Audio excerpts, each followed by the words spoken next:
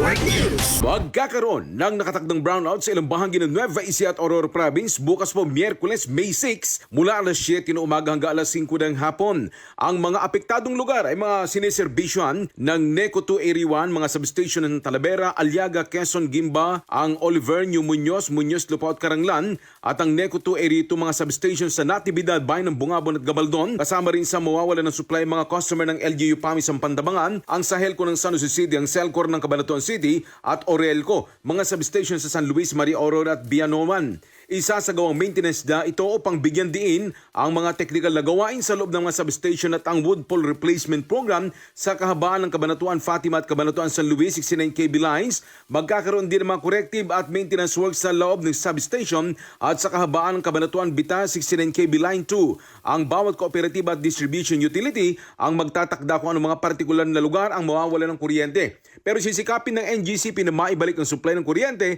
sa itinakdang oras o mas maaga pa kung matatapos agad ang kanilang mga gawain. Kasama mo sa RMN Nueva Ecija, Radyoman Ace Blanca, Tatak RMN. RMN Network News.